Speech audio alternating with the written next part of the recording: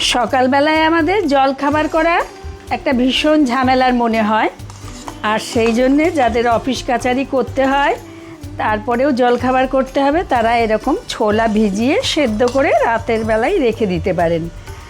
সকালবেলায় একটু গরম করে নিয়ে কিছু স্যালাড কেটে নেবেন। দেখুন আমি কেটেছি শসা, টমেটো,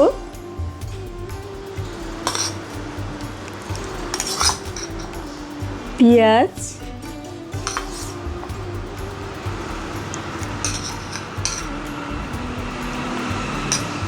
ধনেপাতা আর কাঁচা লঙ্কা, এইগুলো দিয়ে দিলাম। সাথে দেব একটু লেবুর রস, সাথে অল্প জিরে ভাজা গুঁড়ো, এটা নাও দিতে পারেন, এটা ভীষণ উপকারী তাই দিচ্ছি। অল্প গোলমরিচের গুঁড়ো আর বিট নুন। আমি চাট মশলা দিচ্ছি না, আপনারা চাইলে চাট মশলাটাও দিতে পারেন।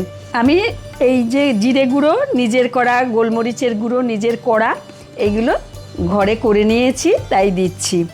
আর দেব ডিম সেদ্ধ। ব্যাস, ডিম সেদ্ধর ওপরে নুন আর গোলমরিচ দিয়েছি। আর একটা যেটা দেব সেটা হলো হলুদ, গুঁড়ো হলুদ, কিন্তু যদি খাঁটি হয় তাহলে একটু দিলে খুব ভালো হয়। ডিমের গন্ধও থাকবে না, কাঁচা গন্ধও থাকবে না, আবার খেতেও সুন্দর লাগবে। বেশি পরিশ্রম না করে খুব সহজে মুখরোচক জল খাবার হয়ে গেল।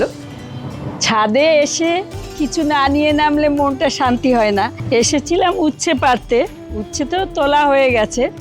এখন এই যে দেখছি ড্রাগন ফলটা পেকে গেছে, তা ড্রাগন ফলটা নিয়ে নিচ্ছি। পিঁপড়ে ধরে গেছে,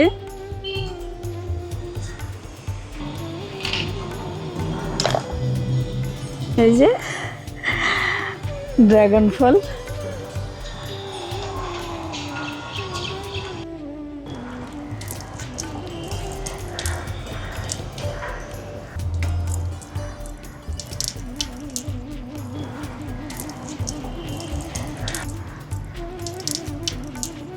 ছুরিটাও ধুয়ে নিই, নিচে মোচা কেটেছি, উচ্ছে কেটেছি।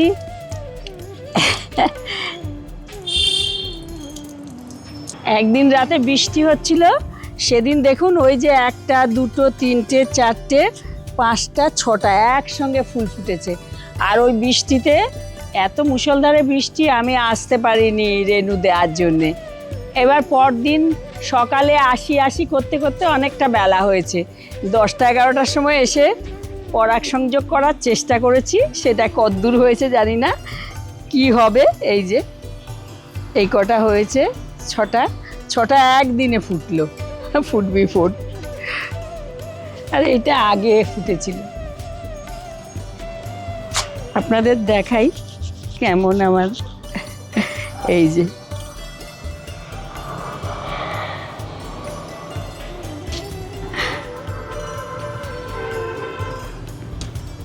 গাছতলায় দাঁড়িয়ে গাছের ফল খেতে একটা আলাদা ব্যাপার। এই যে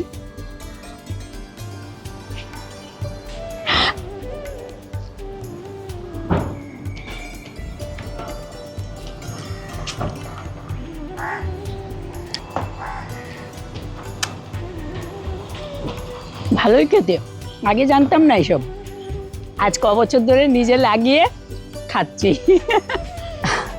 এই দেখুন আমার ডালিমরা, আমি তো কোনো গাছকে ফেলতে পারি না, এই যত ক্যাকটাস সব পড়ে যায় সেগুলো এখানে রেখে দিই।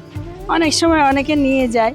আবার এই যে ডালিম হয়েছে সেই গাছের মধ্যে, যে মানে টবের মধ্যে ডালিম গাছ, তার মধ্যেই রেখে দিয়েছি।